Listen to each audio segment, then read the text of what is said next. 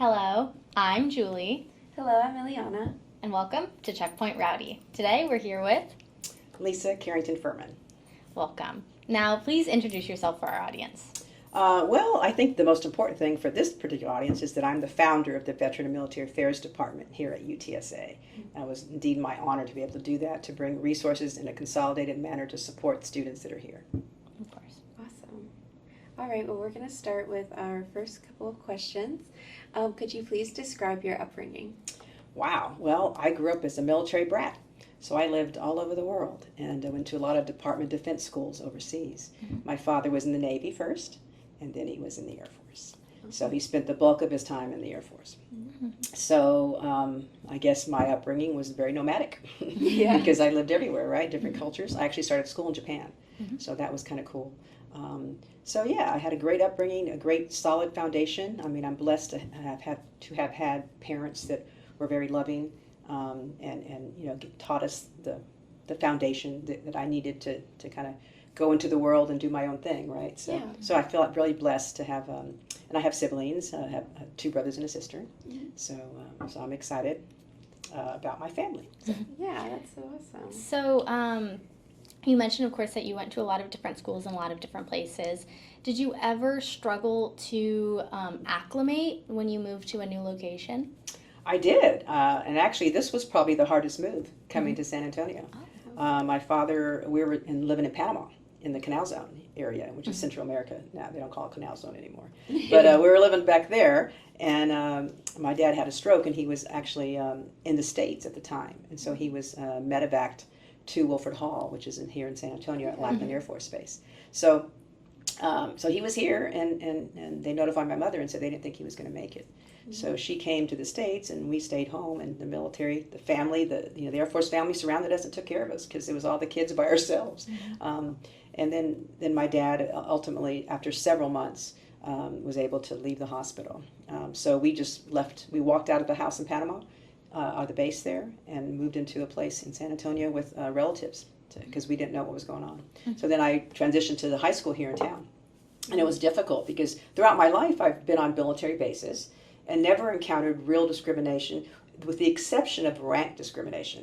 You know, that, oh, you're an enlisted kid, you know, or you're an officer kid. You know, I was an enlisted kid. I lived in enlisted housing, and officers lived in officer housing, right? So that was the only distinction. There was no other distinction. You know, whether you're black, white, you know, you're Latino, or it didn't matter. The rank was what kind of mattered, right? So I come to San Antonio and start school in the middle of my freshman year. So I'm an outsider. My brother and I started school at the same time. We're in the same grade in high school. And I looked like a lot of Latinos in the area, but I didn't talk like them. I didn't carry myself like them. So they immediately kind of ostracized me.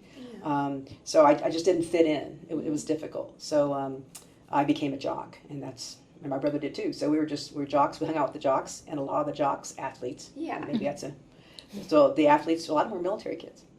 So we all got along pretty good, you know. But it was my first really meeting people who just looked at me and took and made an assumption about who I was. Yeah, I can relate to that as well. Whenever I also grew up in Japan, and whenever I moved here, like I noticed that the distinction in like discrimination or like treating people differently was so different. Because like on base, like you don't see race, you don't see like color like that. You just mostly see rank. Right.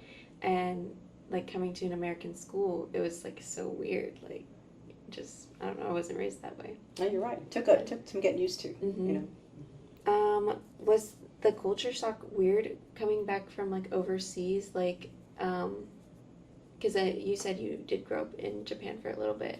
I'm all over again. Yeah. All over the place. So yes, it was. I mean, when you're overseas, you're missing out on some stuff you think you are, but you're actually having a great life and you're enjoying the culture and the food of wherever you're at, right? But when we came back to the States, especially during that time, it was a very tumultuous time for my family. When we came back then, you know, I certain candies and things that came out and were popular in the States, I didn't get overseas, or I couldn't wait to taste them and try them, you know. I remember one of the biggest things for me was I wanted to go to a drive-in movie. You know, we didn't have those overseas. And the United States was going through that period, you know, so I couldn't wait to go to it. I was so disappointed, but I couldn't wait to go. But in your head, you kind of think, oh, you're missing out, right? Even some of the trends are different overseas than they are in the States. So you think you're missing out, but man, we're the ones that won, right? Because we got to live among other cultures. Yeah. It's really cool. Mhm. Yeah. So, how was college like after? Or sorry, apologies. How was college life like after coming from a military background and now you're injected into a completely different atmosphere? Right. Well, and I'll tell you that, being discriminated against or underestimated or judged in some form or fashion, like we talked about earlier, that happened to me in high school. People, I was told I shouldn't go to college.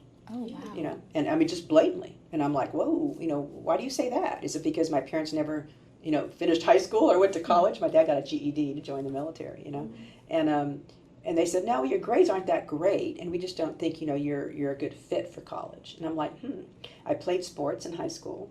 I was on several clubs. I wrote for the school newspaper. But I did not, admittedly, concentrate on my academics. I kind of coasted through high school. But I was having fun. Yeah. Because no one told me, hey, you really should concentrate on your academics if you want to go to college. Yeah. I knew that I was going to be the first in the family to go to college, but I never knew that I had to really prep for it. So I told that counselor no, and that's when I would use the word ganas. My ganas in Spanish, it means what literal translation is desire, but in slang it's kind of the ambition, the drive to get ahead. Yeah. So that's when the ganas kind of kicked in me, and I said, man, no one should tell me what I can or cannot do. So I went to college, and I graduated 3 years with honors.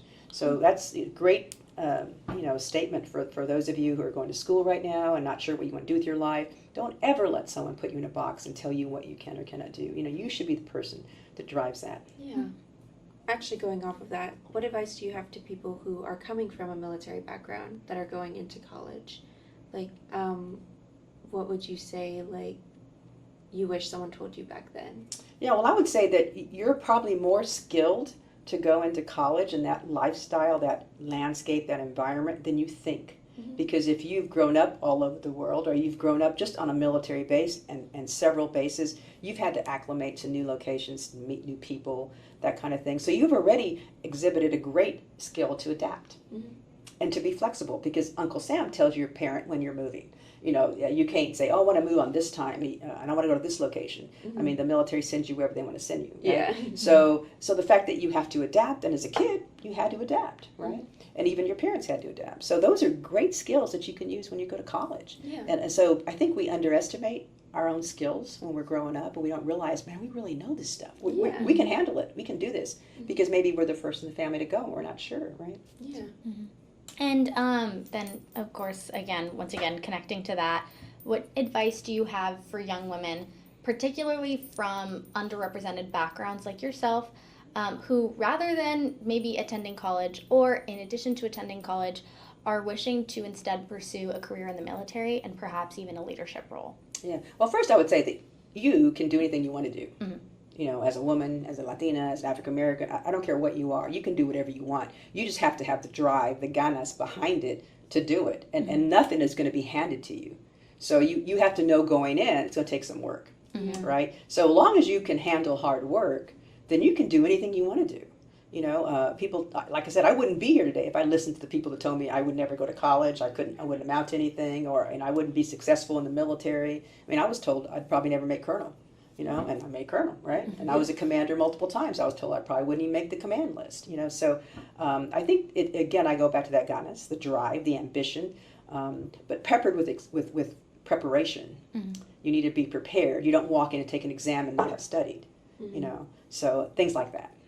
I think it's really nice to, hear this story, because growing up with, my mother, trying to make certain ranks, I remember she'd come home and she'd cry, to me, and she'd be I don't know why, I'm not, there yet, and to, hear, a success story from that, it's so nice, and it's, kind of, healing my inner child. Oh, that's great. But remember, the journey itself is not easy. Yeah. I mean, I think you read one of my books, the first part of the book, and I talk about my story, and it wasn't easy. Yeah. And people just assumed, I joke a lot when I do presentations, I'll say, I wasn't born a colonel, and then people laugh, and it's true. I mean, for me to get from A to all the way to Z, man, there's a lot of mistakes made, a lot of people underestimating me, a lot of being isolated by myself because no one believed in me, just me.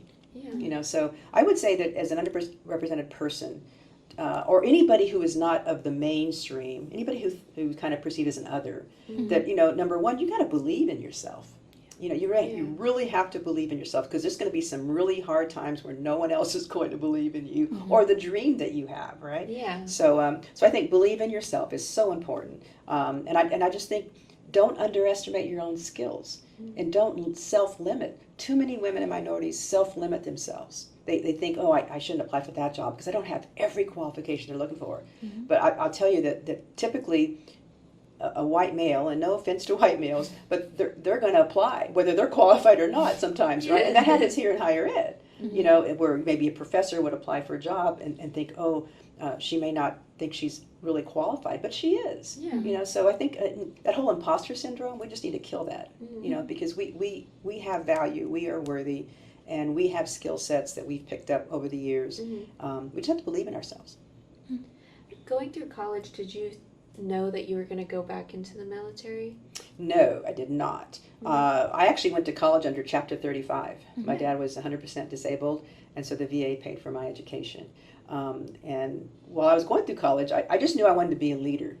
I've always known that since I was a little kid, and my dad always kind of encouraged me. And that's another thing. Growing up in a typical Latino household, sometimes they would not say that to a woman, to a girl growing up, right? But my dad, maybe because he was in the military and he served all over the place, but he told me that I could do anything I wanted to do. And he pushed me in athletics, more than actually academics. And he pushed us all to be whoever we wanted to be. And he didn't limit us. So I didn't come into the situation or to approach my life with thinking, oh, I can't do that because I'm a woman. I can't do that because I'm a girl or I'm a Latina. Although he kind of reverted to some of the old stereotypes when I was getting ready to graduate. He said, why don't you come work, you can work for the newspaper in this city where I'm living, and you can kind of live with us, And I'm like, no, Dad, I'm not doing that. Yeah. I got big dreams, And then I told him what I really wanted. Yeah. And then he says, well, the military is always an option for you, because you can come in as a leader, you can come in as an officer. So that's exactly what I did. I came in, as soon as I finished college, I actually started working on my grad degree and dropped out because I felt like I had nothing to contribute. I was 20 years old. And most people in the class were in their 50s or more, and they had years of work experience and leadership experience. And, I had been a waitress and a hostess at a restaurant. That's about it, right? Yeah. So I felt like I didn't have enough to contribute. Yeah. So I decided to, I told my dad, I said, man, the military, I can drop out of grad school. The military will pay for my grad school, and then I can be a leader. And he said, yep. And that's exactly what I did. That's so awesome. So was it your father's service specifically in the Air Force that influenced your choice to then go into the Air Force? Oh, yeah. My brother went into the Army. But yes, his service in the Air Force. And I remember I told you about the family, the military family that kind of engulfed us, circled us when my dad had his stroke. And my parents weren't even in the city, on the base. But the military people, I'll never forget how they came around and they took care of us, and we were their family, and that's, I wanted that sense of family for me. And as a leader, I wanted the opportunity for a leader to be a leader, and I wanted the opportunity to have another family like that. What would you say were some of the pivotal moments of your career in the Air Force? Oh, wow. Let me see. Well, pivotal, I think, is the opportunities I got to command. I really do. But again, I prepared myself. I really worked hard so that I never gave anyone a reason to not promote me. Right? So I was always over-prepared. Yeah. But, again, as a woman in the military, I kind of had to do that because I was immediately judged that I wouldn't be, right? Yeah. So I think that was important. I actually said in some of my writings that I baffled people with my excellence. Again, not giving anybody a reason to not promote me. So I think the command opportunities, working at the Pentagon was an amazing thing. I did not like the commute from Northern Virginia, but I loved working at our headquarters, all the services for Department of Defense. That was an amazing opportunity to work at the Pentagon. That was amazing. I just really liked it. Yeah, I met great people there too, very dedicated people. Then I think at Joint Command, I worked at Strategic Command in Offutt Air Force Base, and that was really amazing too. Matter of fact, I was there on 9/11, and we were 55 feet below the ground in a bunker. We were doing an exercise. In the military, we do a lot of practice exercises to when we do go to combat, we're ready. Yeah. So we were in a practice exercise when 9/11 happened. Oh, wow. So again, I was part of this command bunker, situation there, And then I met President Bush that day because he came to Offutt Air Force Base. Oh, Right. wow. So yeah. So that was a pivotal moment for me. Obviously, making going to military schools too in residence was important for me. Every time I assumed command, that was a pivotal moment for me. And of course, combat was life changing. Of course. And if it's possible to imagine, where do you think your life would be right now if you hadn't joined the military? Wow, that's hard to say. I'd like to think that I'd be a leader in private or corporate America somewhere, you know, or maybe even in public, doing something in public or with a nonprofit. Because I just think I just have so much ganas, so much desire. I mean, look at me now, I'm on my third career. You know, I just think my son tells me I need to slow down more. And I have slowed down this past year. I did slow down. But I'm still doing things because I feel like now I have a platform I can help other people. So I know through the work I do now, it is helping other people. And I don't know, I just think I have it in me to always go. I told my publisher, I joked with him that I'd probably be writing how it feels to die on my deathbed. And he said he would publish those words when I'm dead. Wow. Oh my gosh. As the highest ranking Latina in the Air Force at the time of your retirement, how did you navigate the challenges of representation and inclusion? Yeah, that was a difficult thing to navigate. It really was. You know, I so wanted to be treated just for my merit, for what I could do, what I brought to the table. But I realized as soon as I walk in the door, people made assumptions, right? So again, I think competence is the key to handle that. If you're competent, then there's less room for people to maneuver around you and kick you out. Right, so that's why I said I baffled them with my excellence. I became the most competent person in whatever I was doing, right? So there would be no room for error or no one could question it. Yeah. So I think that's important. And I know that as I came up the ranks, I started speaking out more, right? Because I realized representation is important. And I'll give you a short story. I was at a base in North Dakota. And I was a lieutenant colonel at the time. And I was a commander, but I was a lieutenant colonel. And I was doing something. And I saw a young airman, a young Latina airman, who was part of the color guard, the honor guard, which renders honors, carries the flag, the flags, and they perform at ceremonies. Excuse me. So she was part of that. She came up to me and said, you know, ma'am, I wasn't get out of the Air Force. And I said, you were? She says, yeah, until I saw you. She says, you're a Latina. You're a lieutenant colonel. You know, I'm an airman, but I have dreams. And until I saw you, I'd never seen anybody that had that much rank. That was a Latina. Yeah. So I realized, wow. I realized then the power of role modeling. Just being who you are, carrying yourself a certain way, just doing your job, how it can impact other people. Right? So I think that's important, that we don't forget that just as we live our life daily, that we might be influencing somebody else. You know, so yeah, it wasn't easy. There were no role models for me. I never worked I didn't work for a woman until I was in the Pentagon, and that was 18 years in. Wow. And only one time, only about like 6 months. I never worked for a Latino ever. I never saw one that outran me. Oh, wow. Yeah. So I mean, just it's isolating to never see anybody that looks like you in any kind of leadership role. So I think that's another reason why I stayed in so long, is because I realized that I was making a difference. Even just by being there, I was trying to make a difference with policy and programming, but actually I'm making more of a difference since I've been out, because it's just so hard to speak up and not be retaliated against. Yeah, I think even now, like, we're making a difference just by talking about it and hearing this story, because in my upbringing, I never saw, like, a Latino. Like, like, it was never, my mom was always the one. So your mom was the only one, was probably. the only one I saw, So it's just really cool to, like, hear this story. What inspired you to write Stories from the Front, and how did you approach compiling such personal and diverse narratives? Yeah, this is Stories from the Front, this book here. It's 14 stories of military sexual trauma. And that is the entire continuum of harm, from maybe verbal harassment to almost verbal assault to physical assault to rape. It's the entire continuum of harm. And there's also discrimination, sexism, misogyny, discrimination not only for gender, but for race and ethnicity. And LGBTQ as well. So these stories in the book cover all that. So what was the inspiration behind it? The horrific murder of a young Latina called Vanessa Guillen. She was murdered at Fort Hood, now called Fort Cavazos. And they didn't even look for her for months. They said she went AWOL.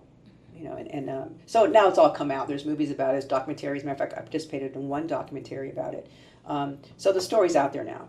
She was sexually harassed and then sexually assaulted, and then she was murdered, very horrifically. So I had buried my own sexual assault that happened to me at initial training years ago. So I just buried it completely. I think a lot of us who are in fields that we're the minority tend to compartmentalize to survive and then to even thrive, right? And that's what I did. So I call myself the queen of compartmentalization because I buried some stuff deeply that affected me, but I buried it so I could move on. And one of them was a sexual assault at initial training. And I literally buried it so deeply, I forgot it happened until I saw Vanessa Guillen's face on the news. And then all of a sudden, memories just came flooding back. And I'm like, oh my God, this happened to me too. And then I started, bits and pieces came back. And I was incensed. So the impetus behind this book is the horrific murder of Vanessa Guillen and extreme rage that I had that this is still going on and still happening, and that it happened to me. And then I wrote an opinion piece, an op-ed in San Antonio Express News. And it was, I'll never forget this, they published it on Veterans Day in 2020. And that was the year that she had been murdered, right? And that's the first time I ever spoke up about it, about my experience. And after that, people just started writing me, calling me, telling me their stories. And some of them were the people that are in the book. And I was like, wow, well, maybe I can do something about it. I can write, so maybe I'll write a book, tell my story, tell others, and see if we can make a difference and educate. And I really wanted to put a face on MST because military sexual trauma does not discriminate. It's the one thing that goes after anybody and everybody, whether you're male, female, old or young, it doesn't matter. So I really wanted to tell these stories. And that's exactly what I did, So, and I'm real proud of this book because it was very hard to write. It's very hard to speak up about this particular issue. And it's very hard to interview other people who've gone through even more horrific experiences. But I did, and I was determined because part of it was I wanted to make up for never speaking up before. That was part of it because I had some tremendous guilt for not ever speaking up once I found out and remembered what happened. And I was embarrassed and humiliated and everything else. So I said, well, this is a way to make up for that, way to use my platform now to help other people. So, and I'm real proud that this book is an award-winning book by the Military Writers Society of America. It was awarded a silver medal. So, and they're a very, very difficult organization to get an award out of because I didn't get one for the second book. So, so I know, you know what I mean. But yeah, this I'm very proud of this book. I'm proud to contribute to the historical record about this particular issue. And it definitely is a big issue in the military because even growing up, my mom would advocate for domestic violence, and there's this board in her work office, and it was for like seeking help for domestic violence. And she set it up. She decorated it. We went back maybe 6 years later. It had not been changed. Wow. Yeah. Yeah, some organizations do lip service to this particular area. We cannot do that. This is lifelong ramifications. It impacts people their entire lives, their family, their relationships, professionally, personally.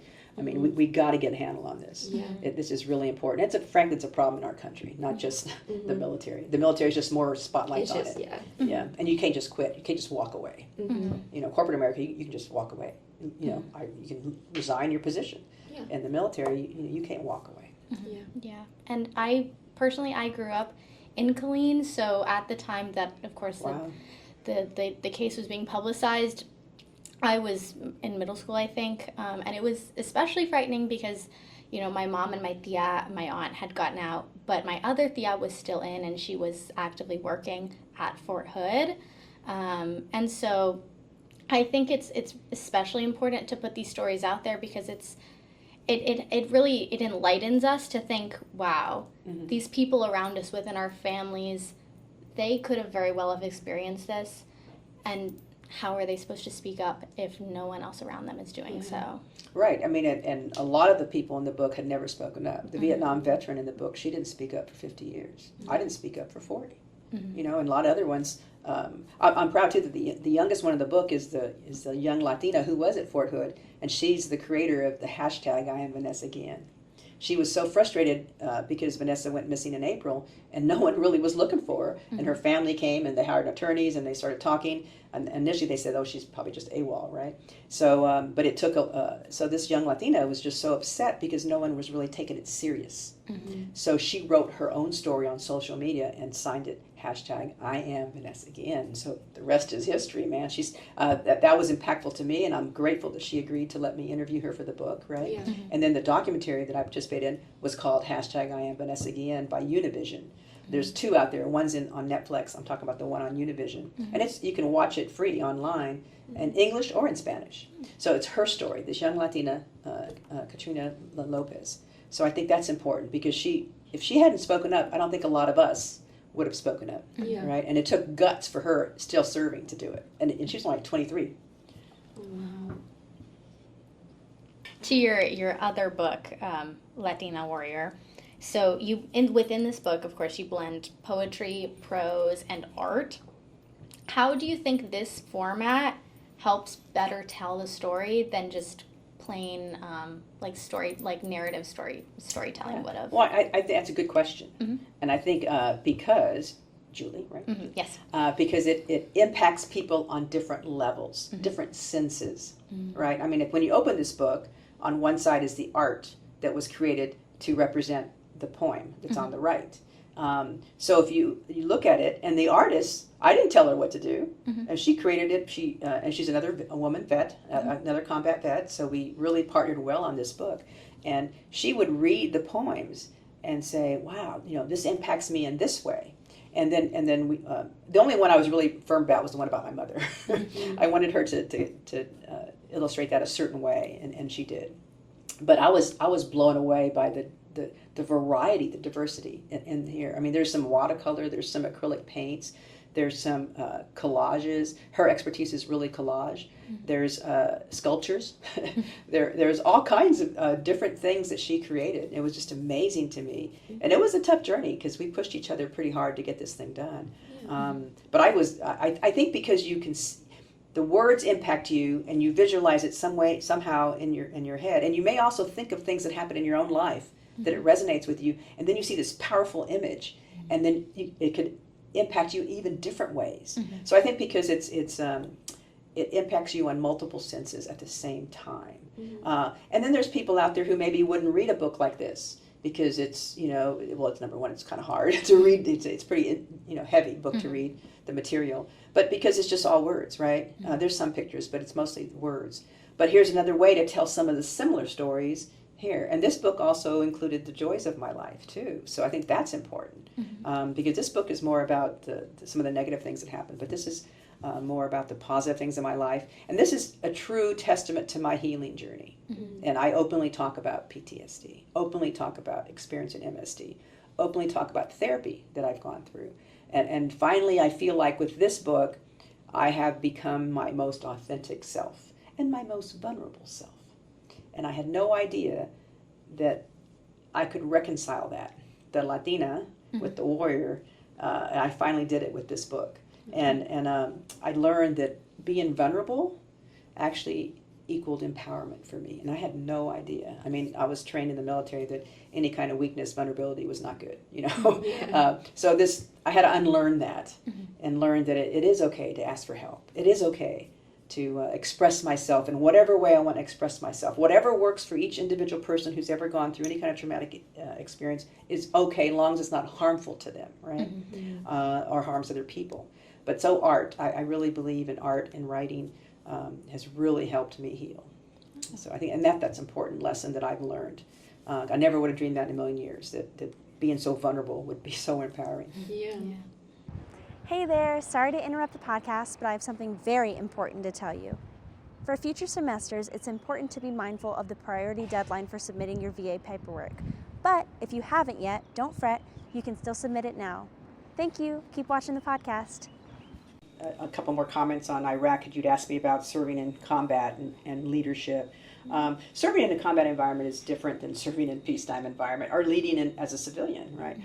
Because there's very little room for error because lives are at stake. And I happen to be at the most attacked air base in Iraq. So So it reminded me every minute that, I needed to be on point and really be sharp as I can. So your decisions that you make are you have to be decisive and you have to be timely. It's probably the only time I've been a commander where I had plenty of authority and funding to buy whatever I needed, but I couldn't get what I needed because I was in the middle of the Sunni Triangle, and the insurgents were attacking our convoys, and we couldn't get certain things in. A lot of stuff we flew in, but we couldn't bring certain things in. So it took longer to set up the airbase than I thought. But what I was really proud about is leading in combat. Again, you have to be a very strong kind of autocratic type of leader, but trust your people. I have outstanding civil engineers that came up with great workarounds when we couldn't get certain things. Like cement was a real issue for us initially, to build those big barriers so they would help you against blast fragmentations, rockets and mortars, that kind of thing, which we got hit with all the time. So our engineers, even some of our younger engineers, young officers, came up with some great ideas for workarounds and being able to build those workarounds till we could get better resources in country. So it's truly learning leading in adverse environments under constant stress, adversity. There's so many things happening, people, and unfortunately people are dying too. And that's, so you just have to really, it's a tough environment to lead in. You really know who what your strengths are. And then some people maybe that were great back home practicing going to war fell apart in combat. And then the other way around, people that you thought maybe wouldn't be as strong, man, they really emerged as amazing people in that kind of environment. So you kind of never know really how someone's going to react when life and death is hitting you up close and personal, right? Yeah. I learned a lot about myself and about relying on myself and relying on other people, and then trusting in the training I had. So. Thank you for sharing that. Now, pivoting to your work post-service, what motivated you to establish the Office of Veteran and Military Affairs here at UTSA, and what impact have you seen on military-affiliated students? Yeah, that's a good question too. I think it's important. When I first got to UTSA, we had like a veteran committee, and there were people from different places at the university, different organizations that would come together volunteering to try to make a difference to help student vets, because we knew that we had a large population here, right? Yeah. But we really didn't make a lot of headway because we were all doing it as a volunteer basis and an ad hoc kind of committee. So it took a little bit longer to figure out what should we do. And then we did student interviews, surveys rather. And over a period of time, we could see what the survey results were and compare them and what they were saying. And the vets and the students were saying, we need a vet center. We need a place we can go and get help and not be told, go here, go there. What was happening is they were being told, go to the registrar.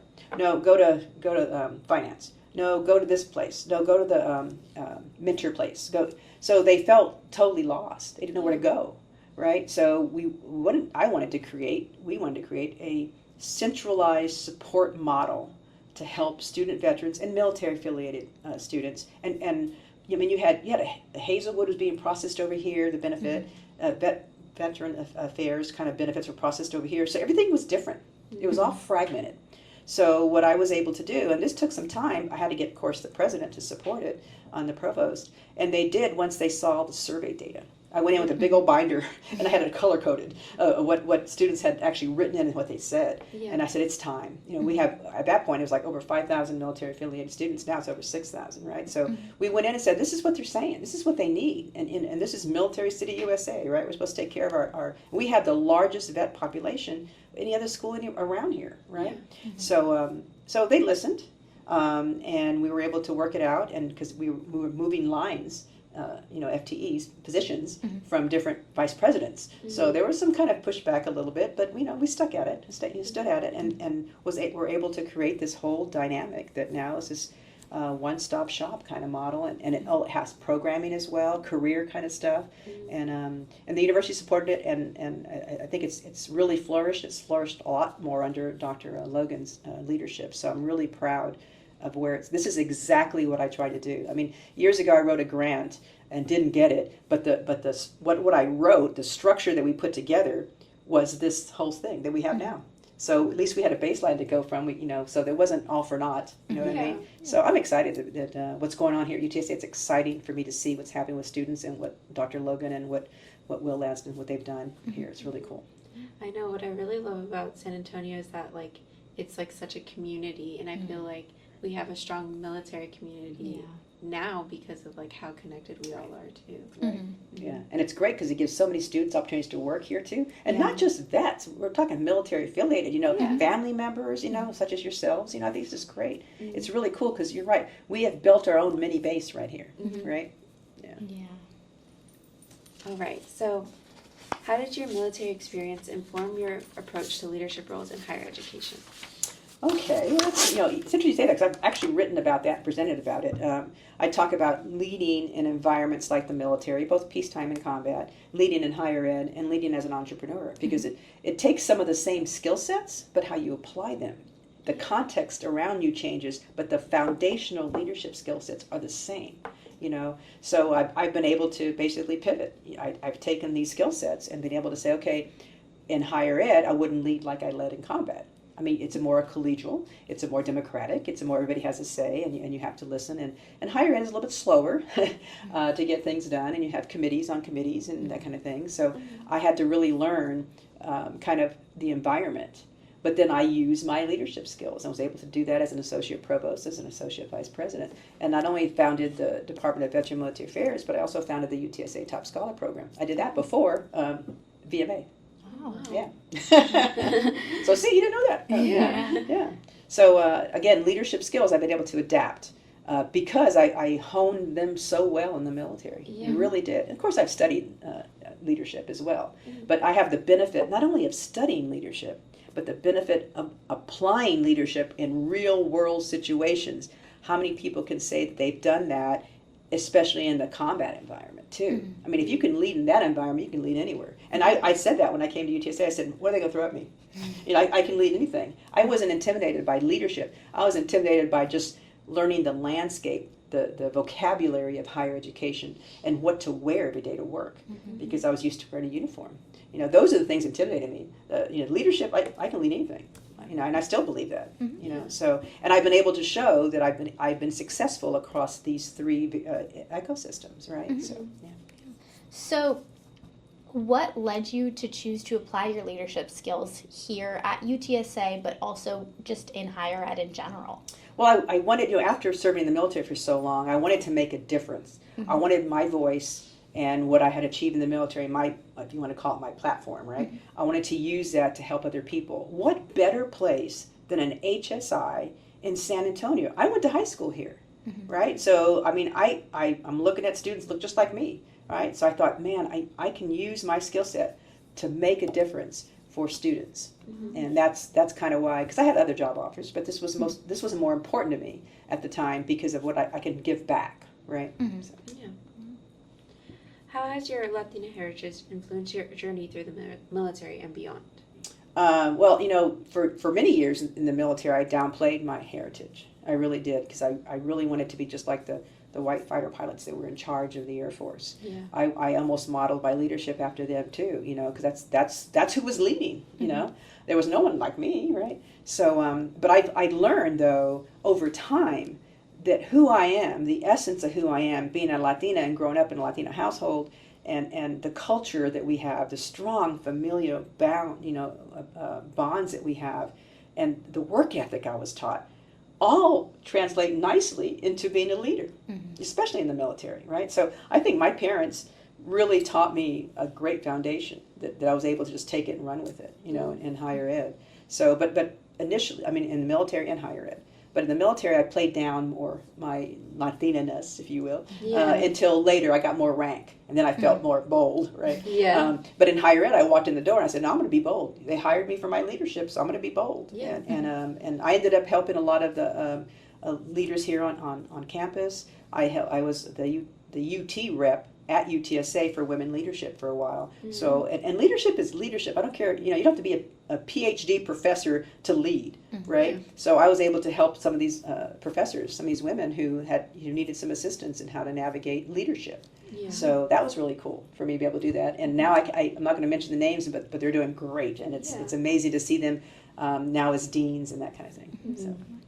Yeah, I understand that, upbringing of, having to be, the white, Simulate. You want to simulate, Yeah, and I remember like people telling me I'm a little whitewashed, like coming here. Right.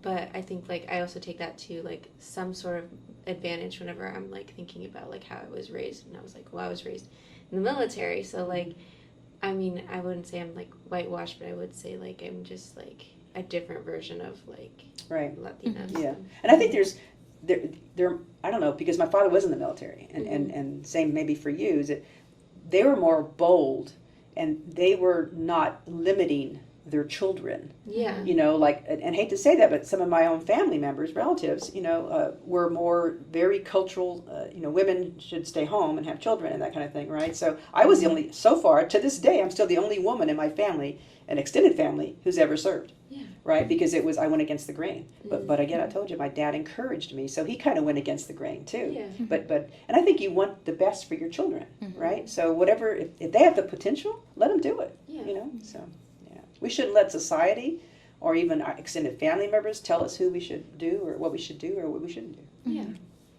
And I have to say, it's so, I guess, freeing to see, similar to yourselves, I was also, considered throughout my high school and middle school even, I was whitewashed because I didn't present as a Hispanic stereotype. Yeah. And so it's really nice to see that didn't hold you back at all throughout high school. And then, of course, when it became evident that people only saw yourself as a Latina, that didn't hold you back either, because you exist as yourself. You are not whitewashed. You're not this Mexican stereotype. You're not anything but yourself. And it's a shame that people have these stereotypes, right? Yeah. But again, we should just be who we are and bring all of us to the table. So the fact that I had a Latina culture that had this great strong work ethic and dedication and patriotic values, I brought all that to the military. Yeah. And that was great, but I didn't realize it at the time. I kind of, I downplayed, I didn't speak Spanish in the office, I kind of downplayed all that stuff. But it's as I got more rank, then I got more bold about that, right? And then certainly when I came to higher ed, I said, I'm going to try to be my authentic self here. And I could more than the military, but not totally. I totally became more authentic, like I said, once in my own business and writing my own stuff and that kind of thing. So I think that's where I really finally got, I guess, to be really authentic. This is me, and some people don't like it, and that's okay with me. 'Cause I worked long hours and hard, and the road was tough to get to here. Yeah. So I'm really happy that I can even help some of y'all as well, because it is tough. The real world is a tough world, and it's tough to navigate as a woman. It's even tougher if you're a woman of color. Yeah. So that's why you got to be smart. One of those people that when you tell me no, I will look around and I'll go research the regulations, the instructions. I will find a way to get what I think is the outcome without breaking any laws. Because I'm fond of saying this, and Dr. Logan will tell you this, you've probably heard it so many times. I say, I'm not going to jail for anybody. I will never break the law. But if I can push and to go back 3 times and ask the same question in a different way, you'd be surprised how many times the answer changes. Right? So I think number one is I never give up. I'll find another way to do it. Like that grant, I got disapproved. I didn't get the grant. We didn't get the grant.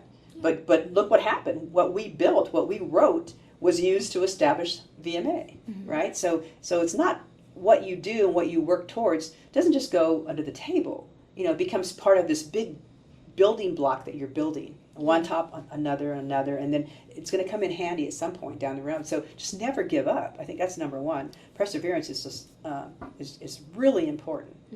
So I would give you. I have a whole leadership philosophy, and some of the members here at VMA have copies of those, because as I would hire a new member, I would sit down with them and go over it one by one, so they would understand kind of where I was coming from as their leader, and then my expectations for them as a person who worked in the department, right? Yeah. And I've done that since I was a commander in the military with all my direct reports, right? Because I don't want anyone to ever say, well, I don't know where she's coming from, right?